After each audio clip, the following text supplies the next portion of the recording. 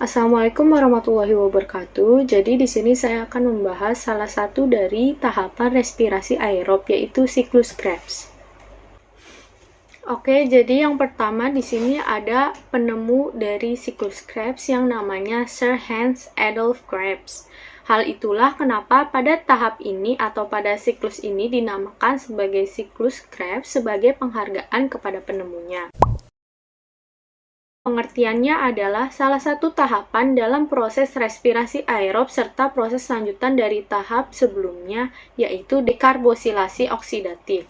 Tujuannya untuk menghasilkan energi dari asetil-CoA. Pada tahap ini terjadi di matriks mitokondria. Jadi, di sini saya akan membahas 8 tahapan siklus Krebs. Pada tahap pertama, oksaloasetat akan berkondensasi dengan asetil-CoA hingga menghasilkan asam sitrat atau sitrat. Selain itu, koenzim A akan lepas karena adanya proses hidrolisis, hingga hanya menghasilkan 6 atom karbon asam sitrat. Enzim yang berperan adalah sitrat sintase. Pada proses kedua, sitrat akan berubah menjadi isositrat. Pada proses ini terjadi yang namanya reaksi isomerisasi, yaitu perubahan senyawa lama menjadi senyawa baru dengan rumus atau unsur yang tetap seperti sebelumnya. Selain itu, terjadi penambahan H2O atau hidrasi dan pelepasan H2O atau dehidrasi. Enzim yang berperan adalah akonitase.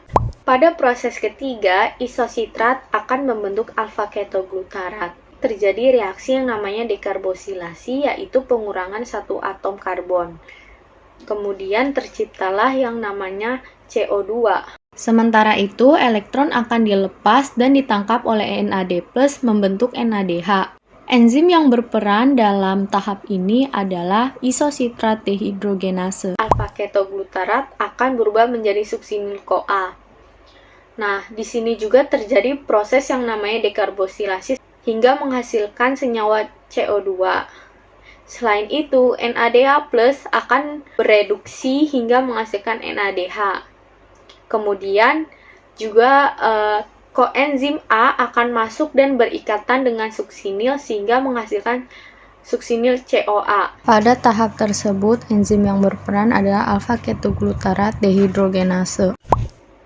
Pada tahap kelima, suksinil-CoA akan membentuk suksinat dengan 4 atom karbon. Di sepanjang tahapan ini terdapat reaksi. Nantinya PI atau fosfat anorganik akan masuk kemudian melepaskan koenzim A. Selain itu, PI akan berikatan dengan GDP dan GTP sehingga menghasilkan ATP. Namun di beberapa reaksi, dari GTP ini harus ditransfer melalui ADP, barulah ia bisa menghasilkan ATP atau energi. Pada seluruh tahapan tersebut, enzim yang sangat berperan adalah suksinil-CoA sintase. Pada tahap ke-6, suksinat akan berubah menjadi fumarat. Pada tahapan ini, elektron akan dilepas kemudian ditangkap oleh FAD dan menghasilkan FADH2. Di sini, enzim yang berperan adalah suksinat dehidrogenase. Pada tahapan ke-7, fumarat akan berubah menjadi malat.